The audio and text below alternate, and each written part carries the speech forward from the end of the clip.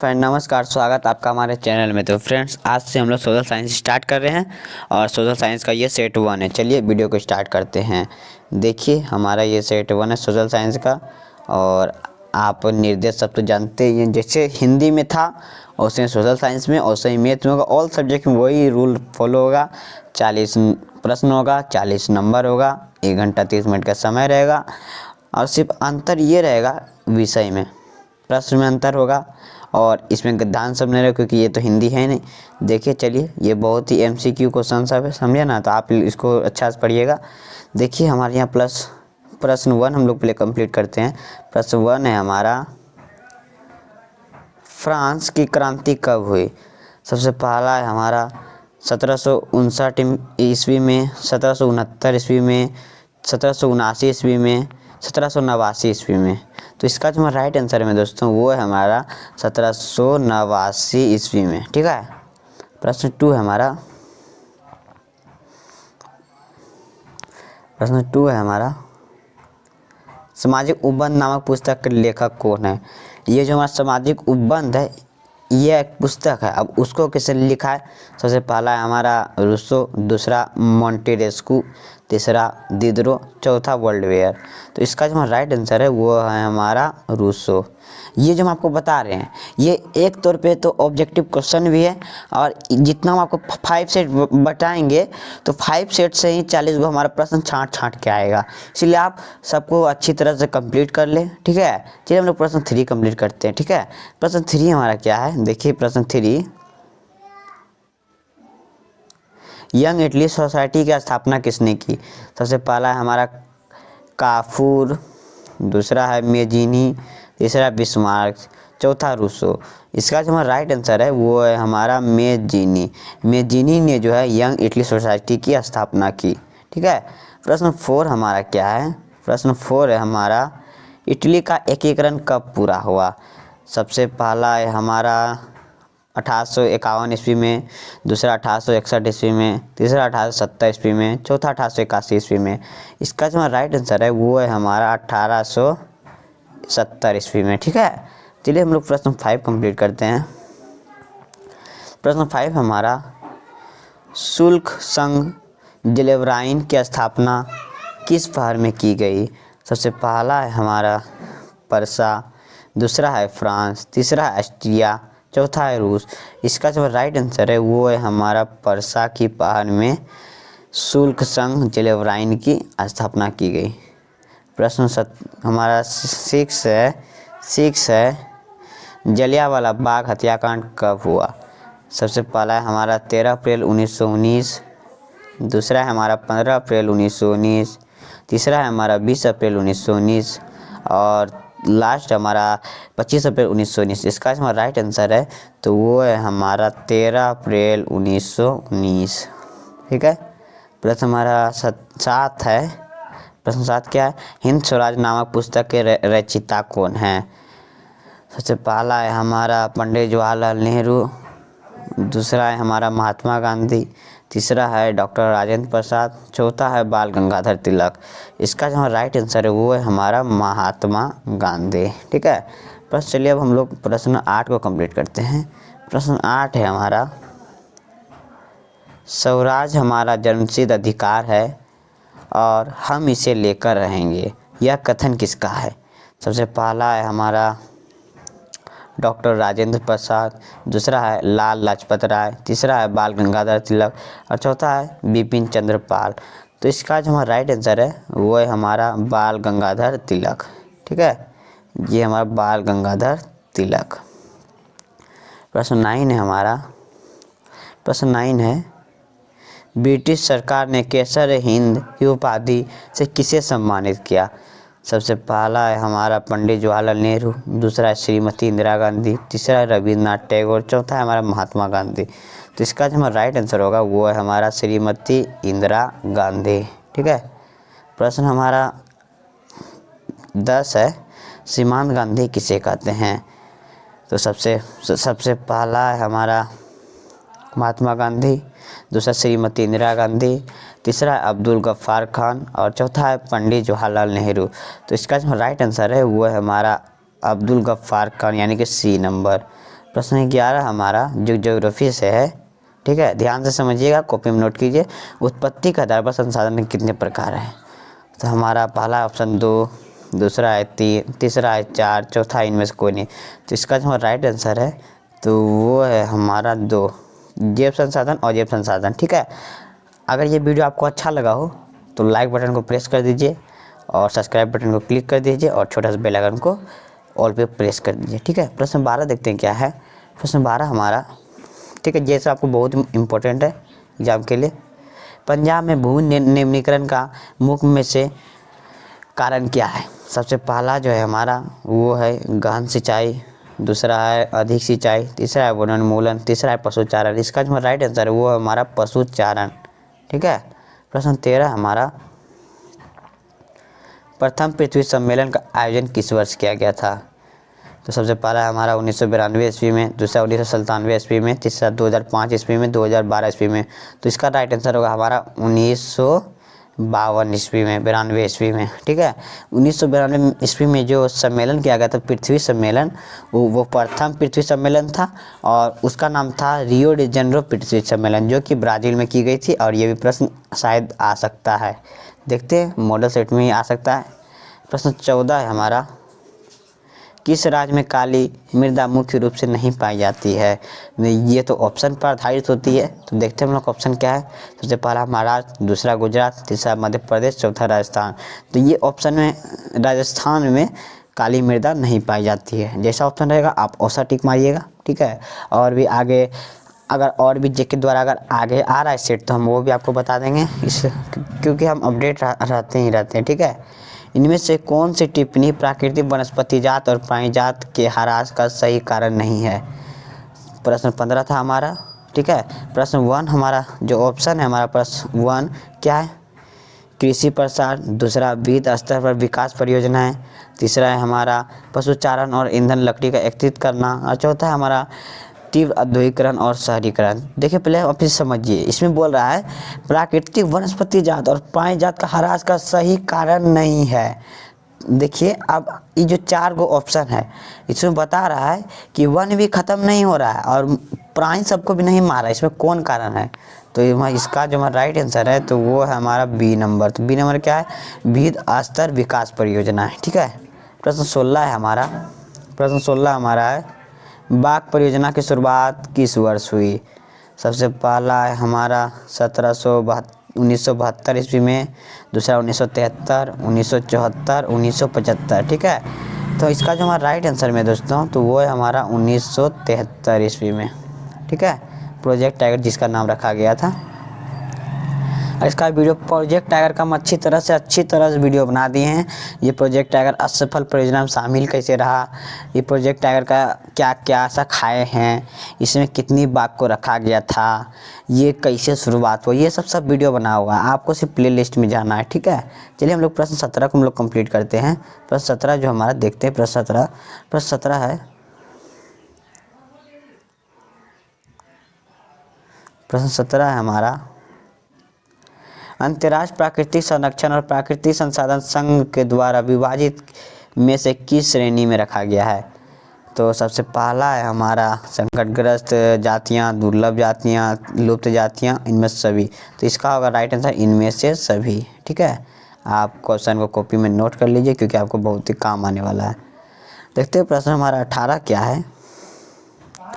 14वीं शताब्दी में किसने दिल्ली में सिरी फोर्ट क्षेत्र में जल की सप्लाई के लिए हौज खास का निर्माण करवाया? ठीक है, देखते हैं। तो फ्रेंड देखिए इसका हमारा जो पहला ऑप्शन है क्या है? पहला है हमारा चंद्रगुप्त, दूसरा इल्तुतमिश, तीसरा अशोक और चौथा कुतुबुद्दीन ऐबक। तो इसका जो हमारा राइट आंसर है दोस्तों वो होगा इल्तुतमिश, ठीक है। ये दिल्ली में पानी की सप्लाई के लिए बनाई थी, ठीक है। प्रश्न 19 हमारा क्या है?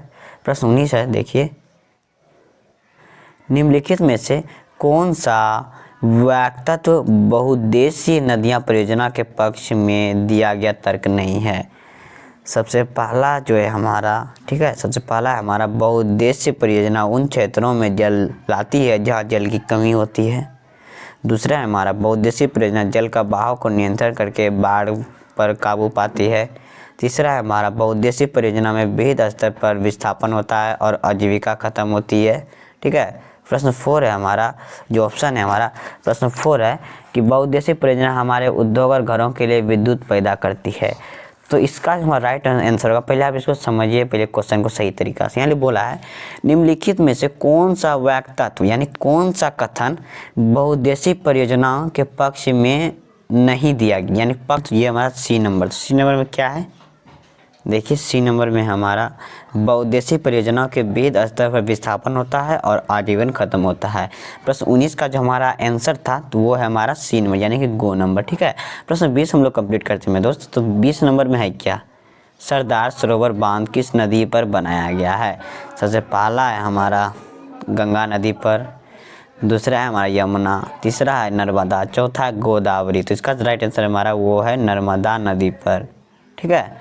प्रश्न 21 है हमारा, प्रश्न 21 हमारा सामान्य किस देश का विकास किस पर निर्धारित होता है। सबसे पहला है हमारा प्रति व्यक्ति औसत आय पर, फिर दूसरा है हमारा मेरे दोस्तों औसत साक्षरता दर, तीसरा लोगों का स्वास्थ्य स्थिति और चौथा इनमें से सभी। तो इसका जो राइट आंसर मेरे दोस्तों इनमें से सभी, ठीक है। प्रश्न 22 है हमारा, मान लीजिए कि किसी देश में 4 परिवार हैं और इन परिवारों की प्रति व्यक्ति आय 5,000 है। अगर 3 परिवारों की आय 4,000 से 7,000 और 3,000 है तो चौथे परिवार की आय कितनी होगी। तो इसका पहला ऑप्शन है हमारा तो वो है 75,100, दूसरा है 3,000 और तीसरा है 2,000 और चौथा है हमारा 6,000। तो इसका राइट आंसर हमारा 6,000। तो बोलिएगा कैसे, तो ये हम आपको होमवर्क देते हैं, आपको कमेंट में बताना है, ठीक है। अगर आपसे ना बनेगा तो हमको कमेंट कीजिएगा नो सर, अगर बन गया तो यस सर, अगर नो कीजिएगा तो हम फिर आपको बता देंगे, ठीक है। एक वीडियो में कभी टाइम मिलेगा तो हम आपको एक वीडियो में कहीं पे बीच में या कहीं पे बता देंगे। चलिए हम लोग प्रश्न 23 कंप्लीट करते हैं। प्रश्न 23 है हमारा, मानव विकास रिपोर्ट देश की तुलना किस आधार पर करते हैं। सबसे पहला है स्वास्थ्य, दूसरा है शिक्षा, तीसरा है प्रति व्यक्ति आय, चौथा है उपयुक्त सभी यानी तीनों की तुलना में करते हैं, ठीक है। प्रश्न 24 है हमारा, प्रश्न 24 क्या देखते हैं, एक वर्ष में पैदा हुए प्रति 1,000 जीवित बच्चों में से 1 वर्ष की आयु से पहले मर जाने बच्चों की संख्या क्या कहलाती है। क्या कहलाती है तो देखते हैं। सबसे पहला है हमारा शिशु मृत्यु दर, अब मृत्यु दर और फिर औसत दर। तो इसका जो हमारा राइट आंसर होगा मेरे दोस्तों वो होगा हमारा मृत्यु दर। देखिए ये जो हमारा उसका राइट आंसर होगा वो हमारा होगा मृत्यु दर, वो मृत्यु दर में कहलाता है। हम हालांकि उसको शिशु मृत्यु दर भी कह सकते हैं, ठीक है, पर जो हमारे बुक में दी है हम वही जानेंगे, ठीक है। तो हमारे बुक में दिया है मृत्यु दर जन्म दर, तो ये हमारा मृत्यु दर दिखा, जहाँ मृत्यु दर नहीं होगा तो शिशु मृत्यु दर तो देंगे ही ना, पर जो है हमारे बुक में उसको देना है। यहाँ पे कोई ऑप्शन भी नहीं है कि हम उसी को दे दें, ठीक है। प्रश्न 25 हमारा 25 नंबर है हमारा, वनों उत्पादक संग्रह करना किस क्षेत्र की गतिविधियाँ हैं। सबसे पहला है हमारा द्वितीयक, दूसरा है प्राथमिक, तीसरा है तृतीयक, चौथा है चतुर्थ। इसका जो हमारा राइट आंसर है दोस्तों वो है हमारा प्राथमिक, क्योंकि देखिए पेड़ का जो उत्पादन होता है तो ये तो प्राकृतिक चीज़ है और प्राकृतिक चीज़ तो प्राकृतिक में आता है, ये हमारा होगा प्राकृतिक क्षेत्र, ठीक है। प्रश्न 26 है हमारा, वे क्षेत्र जो सरकार द्वारा पंजीकृत होते हैं और उन्हें सरकारी नियमों के विनियमों का अनुपालन करना होता है वह कहलाते हैं। सबसे पहला हमारा संगठित क्षेत्र, दूसरा संगठित क्षेत्र, तीसरा संगठित असंगठित क्षेत्र और चौथा इनमें से कोई नहीं। जिसका हमारा राइट आंसर होगा दोस्तों संगठित क्षेत्र, ठीक है। अगर आप तो फ्रेंड जो इसका जो हमारे पास 26 का आंसर है वो हमारा संगठित क्षेत्र का। अगर आप बोलिए संगठित क्षेत्र कैसे तो आप कमेंट कीजिएगा यस, और नहीं अगर आपको पता है तो नो कीजिएगा, ठीक है। प्रश्न 27 क्या है हमारे दोस्तों, प्रश्न 27 देखिए जो कि बहुत ही VVI थोड़ा सा लॉजिक लगेगा पर बन जाएगा पूरा आसान है। क्या है, रमेश, नरेश, राकेश और सुरेश 4 भाई हैं। रमेश खेतों में काम करता है, सुरेश किसी फैक्ट्री में मजदूरी करता है, नरेश एक शिक्षक है और राकेश एक टैक्सी ड्राइवर है। इनमें से कौन समाज सेवा क्षेत्र के अंदर आते हैं। ठीक है, तो आप सोचिएगा, हम उतना समय नहीं सोचने का, आपको सिर्फ आंसर बता देते हैं क्योंकि हम किए हैं। नरेश और सुरेश पहला, दूसरा नरेश और सुरेश और राकेश, तीसरा नरेश और राकेश और चौथा चारों भाई। तो इसका जो राइट आंसर का दोस्तों वो है हमारा सी नंबर, यानी कि नरेश और राकेश। क्योंकि देखिए नरेश तो एक शिक्षक है, वो भी समाज सेवक हुआ, और राकेश एक है हमारा क्या होता है ड्राइवर, टैक्सी ड्राइवर, तो वो भी समाज सेवक ही हुआ क्योंकि सभी आदमी को लेके आता है लेके जाता है, तो सेवा करना ही हुआ, शिक्षक भी सेवा करना ही हुआ इसी कारण। ठीक है, देखिए प्रश्न हमारा 28 क्या है। प्रश्न 28 है हमारा, रोहन एक अकुशल बेरोजगार युवक है, वह रोजगार की गारंटी देने वाली सरकार योजना मनरेगा के तहत अपना पंजीयन करवाता है। रोहन को वर्ष में कितने दिन का रोजगार मिलता है। ठीक है, सबसे पहला हमारा 200 दिन, दूसरा 365, तीसरा 100 और चौथा 250। इसका जो हमारा राइट आंसर में दोस्तों 100 दिन। अगर आप क्या बोलते हैं, जो रोजगार देने वाली सरकार जो मनरेगा निकालती है, अगर आप उसे अपना पंजीकृत कराते हैं तो सरकार आपको 100 दिन रोजगार देगी। अगर आपको रोजगार नहीं दे रही है तो आपको रोजगार भत्ता देगी, समझे ना। ठीक है, प्रश्न हमारा 29 है, ये सब सिविक्स का है, समझे ना, यानी 7 सब्जेक्ट को पढ़ना जरूरी है। एक खेत में लक्ष्मण और उसके परिवार के 4 व्यक्ति काम करते हैं, जिसमें सालाना 20 क्विंटल गेहूं उत्पादन होता है। लक्ष्मण के चचेरे भाई करण ने 1 वर्ष तक लक्ष्मण और उसके परिवार साथ मिलकर कार्य किया, परंतु उस वर्ष कुल उत्पादन में कोई वृद्धि नहीं हुई। करण की परिस्थिति का किस श्रेणी में रखा गया है, यानी कि उसके जो परिस्थिति है उसको किस बेरोजगारी में रखा गया है। सबसे पहला हमारा मौसमी, दूसरा परछन बेरोजगारी, तीसरा शहरी बेरोजगारी, चौथा शिक्षित बेरोजगारी।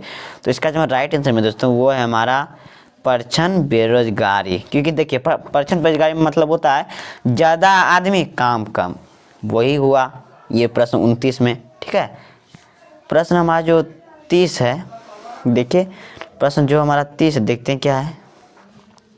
प्रश्न 30 है हमारा, अर्थव्यवस्था में प्रत्येक क्षेत्र के अंतिम उत्पाद की ही गणना क्यों की जाती है। सबसे पहले हमारा बेरोजगारी से बचने के लिए, दूसरा दोहन गणना की समस्या के लिए, तीसरा अधिक लागत की समस्या के लिए, और इनमें से कोई नहीं।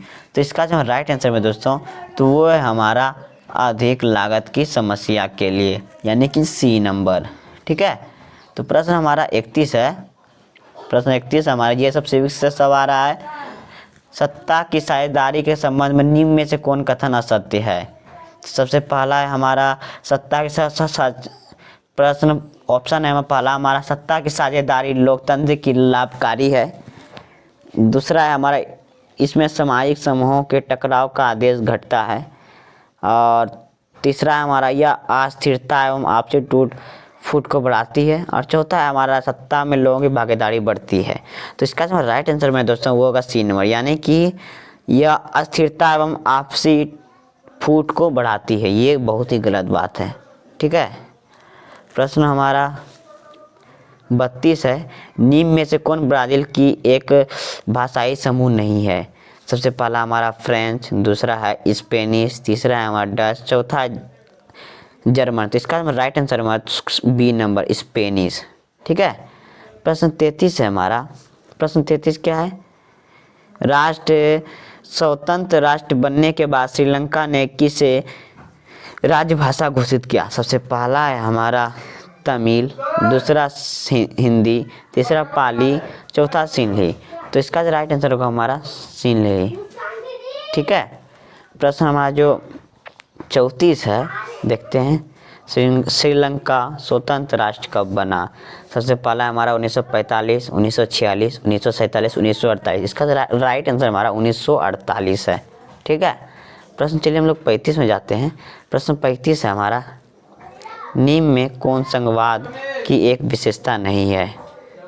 तो फ्रेंड देखिए हमारा पहला ऑप्शन है हमारा, यहाँ सरकार 2 या 2 से अधिक स्तरों वाली होती है।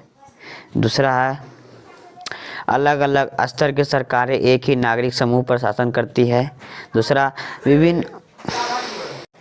देखिए फ्रेंड्स, हमारे यहाँ प्रश्न 35 क्या है।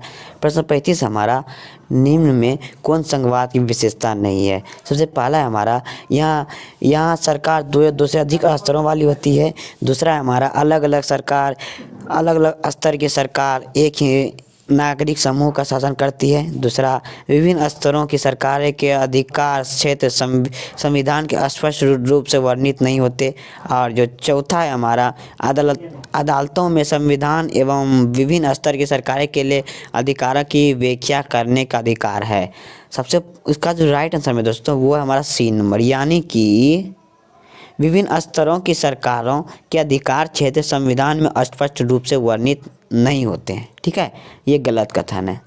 ठीक है, प्रश्न हम लोग 36 कंप्लीट करते हैं इसे ही बहुत ही सिंपल तरीका से।